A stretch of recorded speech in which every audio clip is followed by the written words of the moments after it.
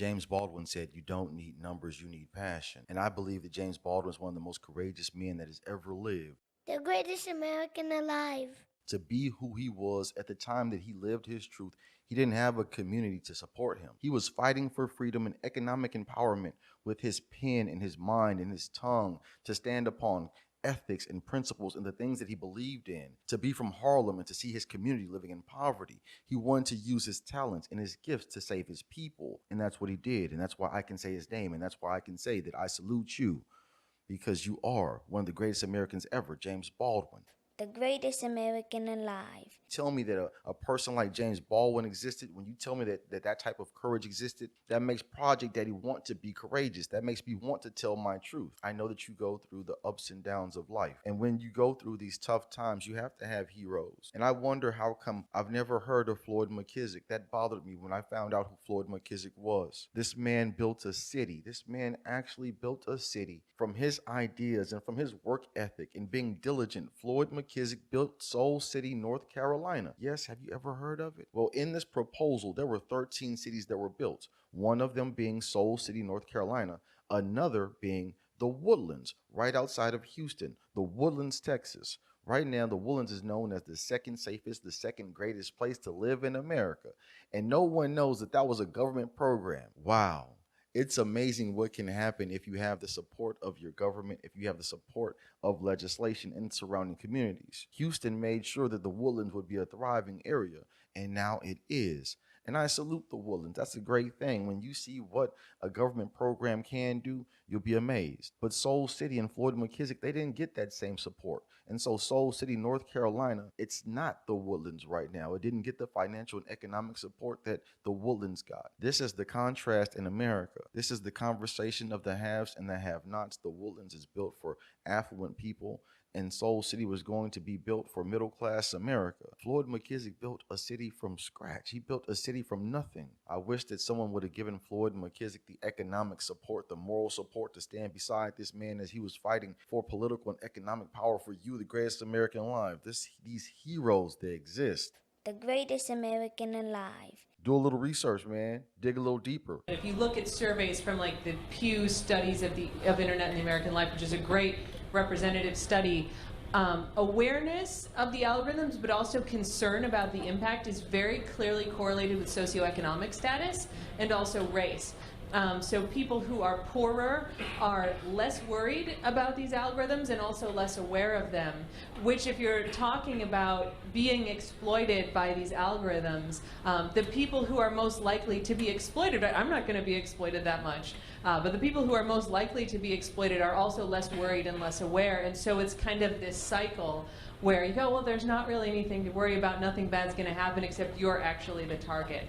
So that makes it even more complicated. Can we have a better conversation? We have to have a better conversation if we want to push America forward. If we want to push America forward, we have to tell the truth. And if you ask Project Day, where's his credentials? I tell you what, I was born and raised in America. I went to your institutions. You taught me. I went to your elementary school, your middle school, and your high school. And from there, Project Daddy went to your military. You raised Project Daddy. I am a product of you. And then as I graduated from your military, you said, Project Daddy, we have no more use for you. Off to an economic system that does not need you. Now, if we can't have honest conversations about who we are and where we come from, then how dare we call ourselves Americans?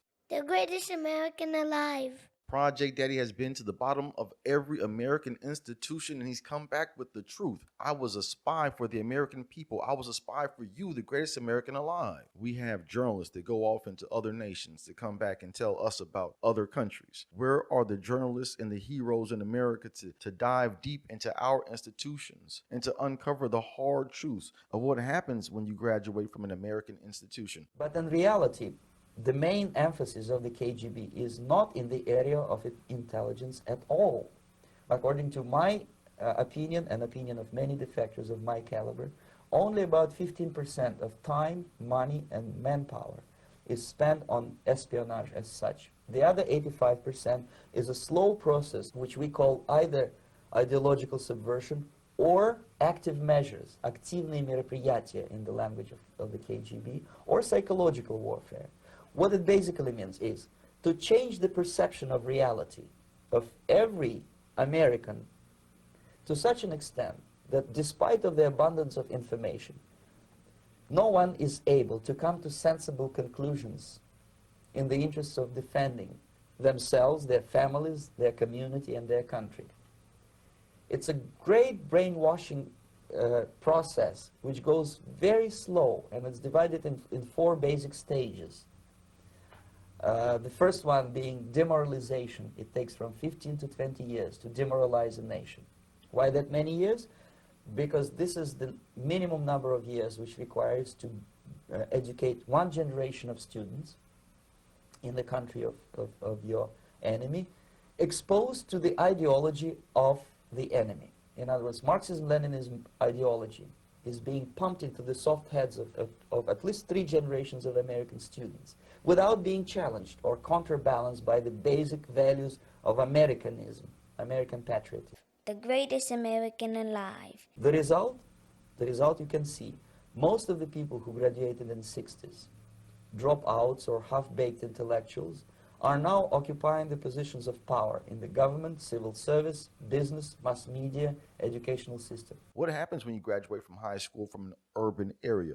What happens when you go to the military and you're discharged 3 years later because they said that they don't need you anymore? Do we ever have any conversation about these institutions who discard American citizens as soon as you're no longer necessary? And as taxpayers, as you, the greatest American alive, how dare you pay taxes to institutions that can discard you? Why do we not talk about people like Floyd McKissick, who made a determination and said, listen here, we can build our own cities. We can have our own municipalities. We can build America however we see fit. Floyd McKissick did not lack courage. He did not lack imagination. And so I ask you, the greatest American alive, to get some courage and to have a better imagination, to possibly visualize a better future that's not stifled by economic and political disenfranchisement. You have to be part of this system for one reason and one reason only, because you live here. Hello, you're at home.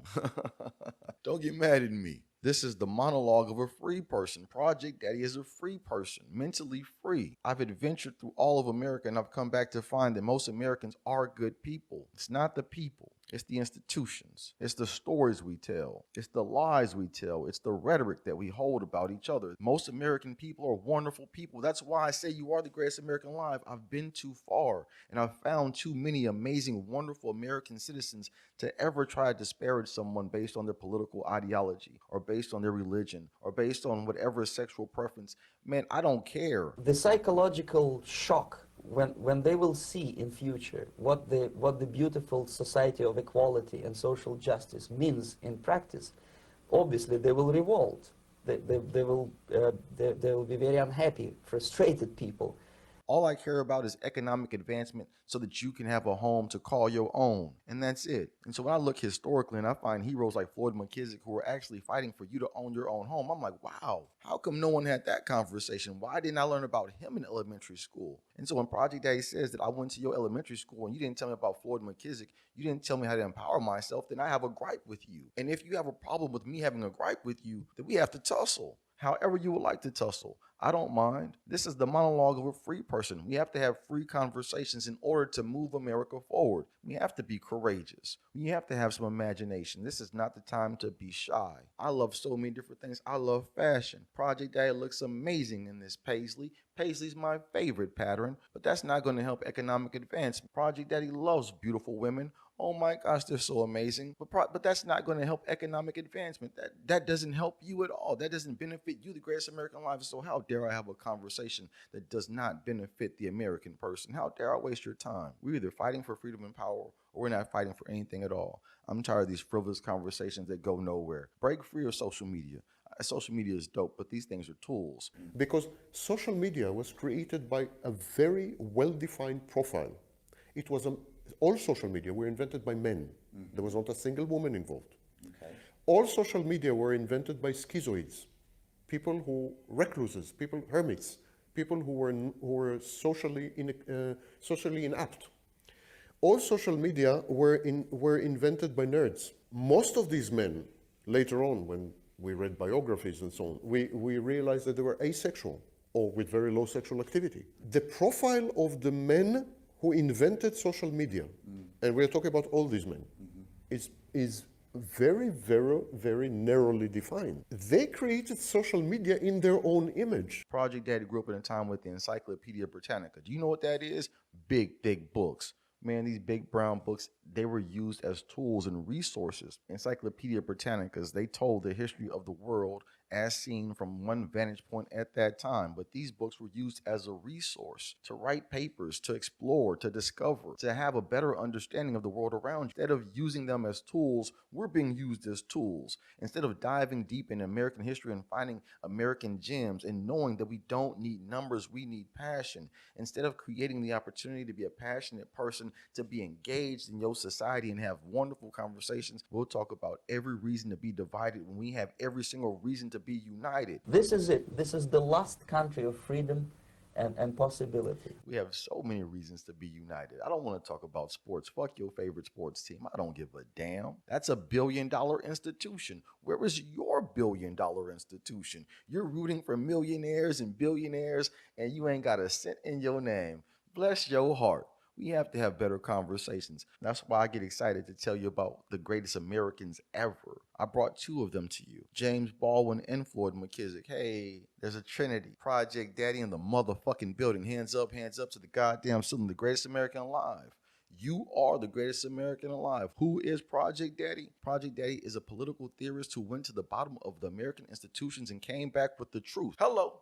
The time for hope is here. And the only way that we can get some hope is if we tell the truth and stop living. Man, you better stop living in the past. There's a beautiful future ahead of us. You better stop living in the past. There is a beautiful future ahead of you. Are you a part of the conversation that's going to shape this wonderful future? I hope you are. Whatever you do today, use your device to do something amazing. Look up Floyd McKissick. You are the greatest American alive, the greatest American alive.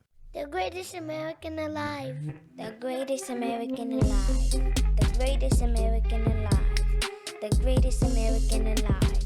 The greatest American alive.